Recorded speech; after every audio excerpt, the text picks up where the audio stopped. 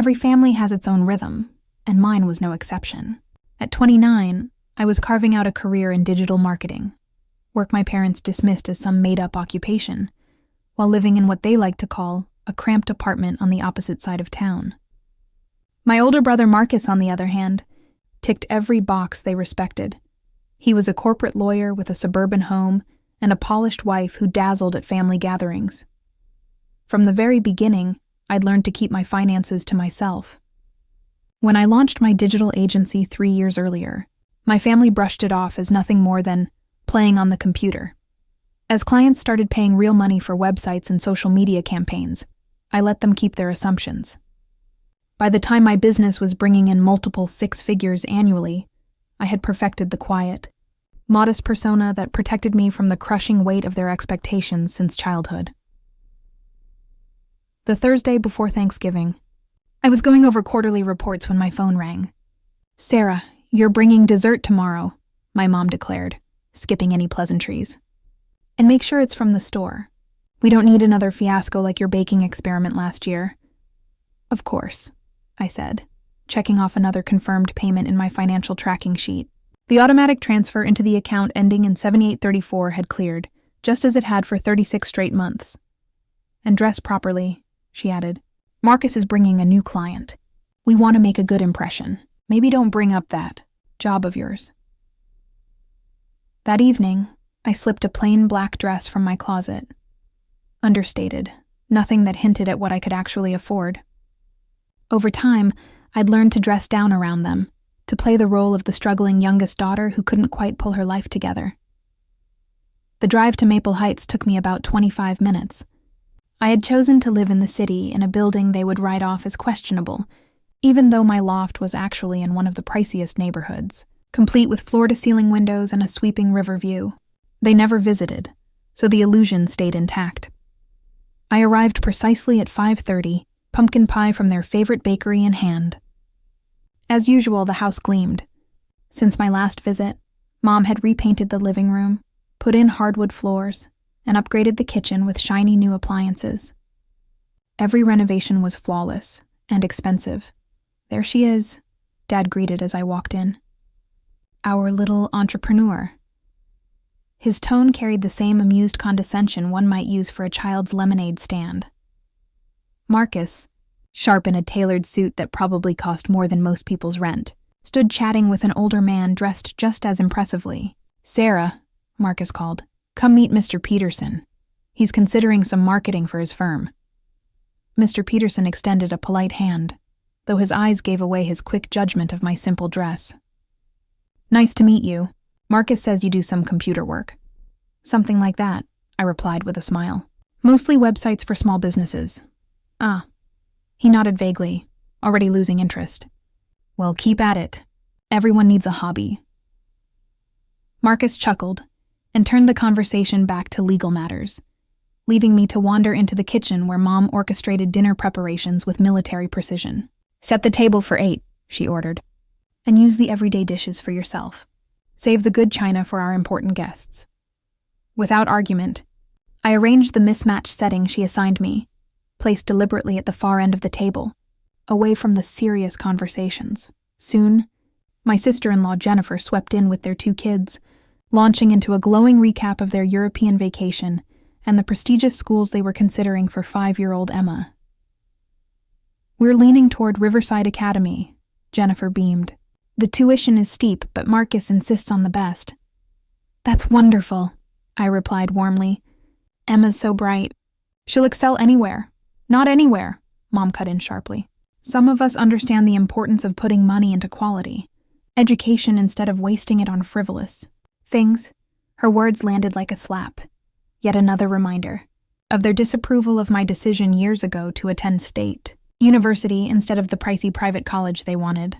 To them, graduating debt-free was evidence of small-mindedness, not foresight. The dinner unfolded as expected. Marcus discussed his latest high-profile case. Jennifer updated everyone on the country club's events, and Mr. Peterson held forth about luxury cars. I chimed in only when directly asked, otherwise content to listen, accustomed to being the one at the table whose contributions didn't count. Sarah's been trying to make this internet thing work for years, Dad explained to Mr. Peterson during the main course. We're hoping she finds something more stable eventually. The gig economy can be rough, Mr. Peterson agreed sympathetically. My daughter dabbled in that sort of thing before getting a real career. Exactly, Mom said, topping off his wine. We've told her playing around on computers isn't a sustainable life, but you know how young people are. I carved another piece of turkey, nodded politely, and let the conversation move past me. When dessert came, though, the evening shifted. Mom, loosened by wine, suddenly raised her glass and announced, "You know what's truly humiliating? Having a 29-year-old daughter who can't even pay her own rent." The table froze. Jennifer's smile faltered. Mr. Peterson focused on his pie, and Marcus cleared his throat. "Mom, maybe let's not—" No, it's fine," she waved him off. "Sarah knows we're just worried about her future. Don't you, honey?" I looked up, meeting her unsteady gaze. "Of course." "Think about it," she pressed on. "Marcus is supporting his family, buying a home, planning for his kids' education. He's a real contributor. And then there's—" She gestured vaguely toward me. Dad jumped in smoothly. "What your mother means is, we're concerned about your stability. That old car, that tiny apartment, that computer job. We've even offered to help you find something steady." "Yes," Mom added eagerly. "Marcus could get you into his firm. Maybe receptionist work, filing, something with benefits." "That's very generous," I replied evenly. "I appreciate your concern." "Do you, though?" Mom's voice sharpened, rising with each word. "Because honestly, Sarah, this is embarrassing. When people ask about my children, I can brag about Marcus's career, his home, his family, and then there's you. Marcus had the perfect resume. Partnership track, a polished home life, visible achievements. But when the conversation turned to me, Mom hesitated, shrugged, and let the silence do the talking. Across the table, Mr. Peterson studied the swirl on his dessert plate as if it held the secret to disappearing. Jennifer busied herself cutting minuscule pieces of pie for the kids, her eyes fixed anywhere but mine. Dad leaned forward, his serious talk face firmly in place. "You need to quit pretending you're successful and start building a real career," he said. Mom quickly added, "At 29, most people have their lives settled. They're not dabbling in hobbies and living like broke college students." Marcus tried to interject. "Maybe we could discuss this later in private." "Why?" Mom shot back. "Sarah's not a child. She deserves honesty. Isn't that right, honey?" I set my fork down and met her stare. "Of course. I appreciate your honesty," she nodded approvingly. "Then here it is. You can't even pay your rent without a struggle. Do you know how humiliating that is for the family?" Her words hung like smoke over the table. Everyone waited, braced for my reaction to this public shaming disguised as concern. I smiled, calm, and took a sip of water. "You're absolutely right, Mom. I need to face reality." The ease of my agreement unsettled her. She'd expected a fight. "Well, good," she managed. "I'm glad you're finally ready to be realistic." "Completely realistic," I confirmed. Dad beamed. "That's what I like to hear. Now about Marcus's offer to help you land a position at his firm." I nodded, making agreeable noises while they sketched out my so-called rehabilitation plan. Gradually, the topic shifted. Mr. Peterson rejoined the discussion. Jennifer began talking about holiday travel. The tension drained, and by the time dishes were cleared, the room had returned to its usual rhythm. Mom looked satisfied that she'd delivered her intervention. Dad seemed relieved I was finally coming around. Even Marcus appeared pleased at how smoothly it all played out. The next morning, I woke in my downtown loft, sunlight spilling across polished concrete floors and exposed brick walls. Floor-to-ceiling windows framed the city skyline. The minimalist space had cost more to renovate than some people's cars. Coffee in hand, I opened my laptop.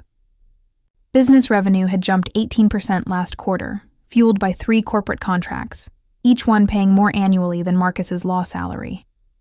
My portfolio had passed another milestone, passive income alone exceeding most people's yearly salaries, but I wasn't focused on the numbers. Instead, I was thinking about dignity, about the difference between having money and understanding money. I picked up the phone. "Wells Fargo customer service, this is Rebecca." How may I help you? Hi, Rebecca. This is Sarah Chin. I need to cancel a recurring transfer from my business account. After verifying my details, she confirmed that would be the $4,800 monthly transfer to account ending in 7834. It's been active for 36 months. May I ask why you're canceling? The recipient no longer requires assistance, I said. Understood. The next scheduled payment, December 1st, will be canceled. I thanked her, hung up, and stared out at the city below. For 3 years, I had been quietly paying my parents' mortgage. 172. I kept my tone even. That is odd. They insisted someone called to cancel a transfer, but your father never set anything like that up. Strange, I murmured. Here's the bizarre part, she said, her voice rising. The amount was $4,800, exactly our mortgage, and it's been coming from a business account for 3 years. What kind of random business would do that? In the background, I heard Dad arguing with customer service. Mom pressed on. Sarah, the timing is uncanny after our talk yesterday about responsibility. And now this? What are the odds? Coincidences happen, I replied lightly.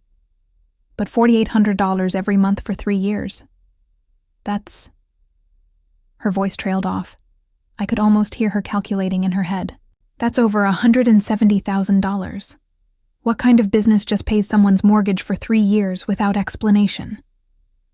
In the background, Dad's voice was rising, sharp fragments cutting through. No authorization. Never requested. Needs to be investigated immediately. Mom, I said softly. Maybe it's time to focus on figuring out what your mortgage situation really looks like moving forward. What do you mean by that? She asked. Well, if someone has been covering the payments and now they've stopped, then you and Dad will need to arrange how to handle them yourselves. There was a long pause before she finally asked, Sarah, do you know something about this? I just know that mortgages don't pay themselves, I answered. And if help was coming that you didn't know about, then now's the moment to plan for when it no longer arrives. Another silence. Longer this time. Dad's voice had faded into the background. Sarah, Mom said slowly, her tone hesitant. This business account, you don't think it could have been... Could have been what? I pressed. Well, you deal with business accounts, don't you? With your computer work? I do handle different kinds of accounts, yes. And you'd know how to set up automatic payments, she continued. That's hardly advanced banking, Mom. Most people know how to do that. I could hear her breathing over the line, the sound heavy, like she was piecing something together she didn't want to admit. Sarah, she whispered, have you been paying our mortgage? Have I been paying your mortgage? I repeated carefully. Don't twist words with me. Have you been sending money to our lender? I sipped my coffee, eyes drifting toward the skyline outside my window. Mom, you told me yesterday that I can't even manage my own rent. How could I possibly be covering somebody else's mortgage? She faltered. But if you were, hypothetically, if you had been... Mom, I interrupted gently. What matters now isn't who might have been helping before. What matters is what happens next. That afternoon, my phone wouldn't stop ringing. First Mom, then Dad, then Mom again. I let most of the calls go unanswered, but listened to every voicemail. Sarah, we need to talk. The mortgage company confirmed the payments came from Chin Digital Solutions. That's your company, isn't it? Please call me back. Then Dad. Sarah, I've been reviewing our statements. You're right. We never arranged those automatic transfers. Someone else has been doing it. We need to understand what's happening here. Call us back. Please. By evening, after the 7th attempt, I finally answered. Sarah, Mom pleaded. We need to talk. What exactly do you want to discuss? You've been paying the mortgage, haven't you? For 3 years. Mom, you told me yesterday that I can't even cover my own rent. How would I be paying your mortgage? Please, Sarah, stop pretending. I know it was you. Chin Digital Solutions is your business. The payments began right after your father retired, when we were worried about covering the bills. You must have known we were struggling and you stepped in. That would be awfully generous for someone who supposedly can't afford rent, I replied. Her voice cracked, softer than I'd ever heard it. I owe you an apology. For what exactly? For everything. For the things I said yesterday. For every time I judged you without knowing. For treating you like a failure when you were the one carrying us. I let her words hang in the silence before asking, Mom, what's the amount due next month? $4,800, she admitted quietly. And do you and Dad have that? A pause. We're not sure. We'll have to go through the budget. Maybe cut back, refinance, something. When you were criticizing me for financial irresponsibility yesterday, I asked carefully, were you actually paying your own mortgage? No, she whispered. And when you told Mr. Peterson, I couldn't contribute anything meaningful, what were you contributing? She didn't answer. Finally, Sarah, I'm so sorry. Why didn't you tell us? Tell you what? That while you were lecturing me about responsibility, I was quietly covering your bills? We weren't being irresponsible, she argued weakly. Dad's retirement income just didn't stretch as far as we expected, especially with inflation. Mom, needing help isn't the problem. Pretending you don't while tearing someone else down, that's the problem. Over the next week, the reality of their situation became unavoidable. Without the hidden mortgage payments, they were short almost $5,000 a month once everything was added up. On Tuesday, Dad called. Sarah, we've gone through our finances thoroughly. Without those payments, we can't make it. What options do you have? I asked. Maybe a home equity loan, maybe refinancing. But with our debt-to-income ratio, approval isn't likely. We're cutting expenses, but it's not enough. Even Marcus offered to help, but he can't cover that much on top of his own bills. I stayed quiet, listening. Finally, Dad added, we know we have no right to ask, especially after how we treated you. But if there's any chance you could continue helping, maybe we could repay you later, when things improve. I looked at the contract in front of me. Worth more than their entire house, Dad. Remember what Mom said yesterday about how I can't afford rent? Sarah, please, he begged. We know we were wrong. We're sorry. Sorry doesn't fix the underlying issue, I said firmly. What issue? The issue is that for 3 years, you accepted support without acknowledgement or gratitude, and during those same years, you condemned the very person making it possible. There was another heavy silence. Eventually, Marcus called on Friday. Sarah, we need to talk about Mom and Dad. They're panicking about the mortgage. They asked me to help, but I can't cover $4,800 on top of my own expenses. On top of my own expenses, Jennifer and I went through the numbers, and it was clear. This wasn't sustainable long term. That sounds like a tough spot, Marcus said. Then his tone shifted. Sarah, I know what you've been doing. I know you've been paying their mortgage for 3 years. Did they tell you that? I asked. They didn't have to. The Chin Digital Solutions account, the timing, the transfers, it all lines up. It's obviously you. And your point? My point, he said, is that you're clearly in a position to help them. And they desperately need help.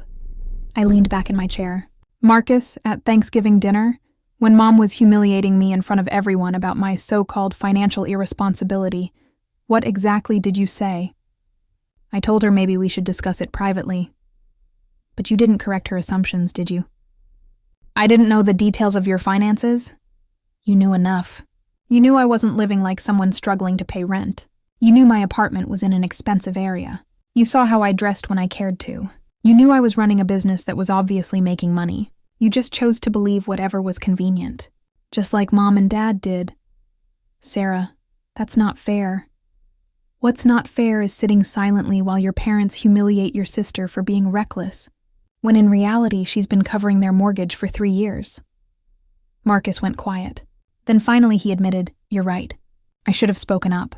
Yes, you should have. Because now you expect me to help them again. But back then, when I needed support, you stayed silent. Support is something you give family, not just something you take." "So what happens now?" he asked. "They lose the house," I replied. "What happens now is they face the same financial reality every adult faces. Don't spend more than you earn." "But you could help them." "I could." "The question is, do you give help to people who respect you or to people who don't?" That weekend, I made my decision. I drafted an email to my parents and Marcus, Mom, Dad, and Marcus. "For the past 3 years, I have been paying your mortgage from my business account. This was never a loan. It was a gift, given out of love and respect. The total was $132,800. I have stopped making these payments. On Thursday, you made it clear you see me as a financial burden and embarrassment to the family. You said I can't afford rent and that my lifestyle is unrealistic and unsustainable. Supporting people who openly dismiss my financial stability would contradict your own assessment. Going forward, you will need to manage your mortgage yourselves. I suggest speaking with a financial advisor or credit counselor. I wish you the best as you work through this." I reread it 3 times before hitting send. It was professional, direct, final. The phone rang 20 minutes later. I let it go to voicemail. "Sarah, please, we can fix this. We know we were wrong. Please call us back." Then Marcus. "Sarah, this is insane. They're your parents. You can't just cut them off." Then Dad. "Sarah, I'm begging you. We made a mistake. We're sorry. Please don't punish us for one bad night." I turned off my phone and made myself dinner. Spring came early that year. From my office window, the trees along the river were budding, growth and renewal. My business reflected the same. The Henderson Industries campaign had blown past expectations, bringing 3 new corporate contracts and a referral network that doubled my workload. I'd hired 2 full-time employees and moved into a bigger office down the hall. My parents kept the house, barely. They refinanced at a higher rate, tapped into home equity, and cut their spending. Mom took a part-time job at a boutique. Dad started consulting again, and Marcus pitched in $500 a month, the most he could realistically manage. We'd spoken only twice since Thanksgiving. In January, Mom called to say they had stabilized their finances. In March, Dad phoned to tell me he was proud of my business and hoped we could repair our relationship. Both conversations were polite but distant, like speaking with acquaintances. I wasn't angry anymore. Anger takes investment, and I had nothing left to invest. What I felt was closer to indifference, which somehow felt heavier.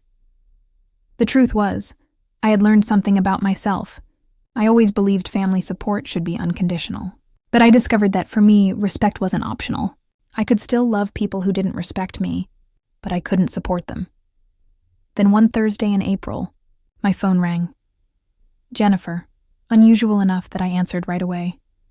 "Sarah, I hope it's okay I called." "Of course. What's going on?" "I wanted to thank you." "For what?"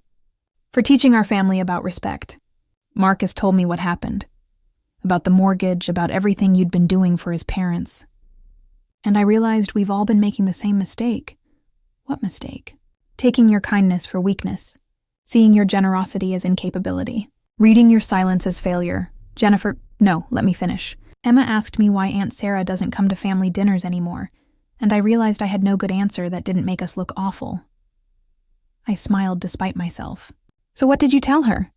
"I told her that sometimes adults make mistakes that hurt people they love, and sometimes those mistakes have consequences that last longer than anyone expects. That's a pretty powerful lesson for a 5-year-old. It's a powerful lesson for all of us. Sarah, we'd love to invite you to dinner. Just me, Marcus, and the kids. No agenda, no drama, just dinner." I hesitated only a moment. "I'd like that." "Good." And Sarah, stopping the payments, making them face reality. That was the right call. They needed to understand what they'd lost. After we hung up, I stared out at the city. Jennifer was right. There were lessons here for everyone, for my parents. Lessons in gratitude, respect, and the difference between supporting and enabling. For Marcus, lessons in speaking up for family even when it's uncomfortable. For me, lessons in boundaries, self-respect, and the line between helping and being used. But the greatest lesson was this. Financial support without emotional support is nothing more than a business transaction, and business transactions can end any time. I picked up my phone and called Jennifer back. "How does Saturday evening sound for dinner?" "Perfect," she said. "I'll make Emma's favorite pasta. And Sarah, thank you." As I hung up, I realized something. Some relationships can be repaired, some boundaries can be redrawn, and some family dynamics can shift. Not all, but some. And sometimes that's enough.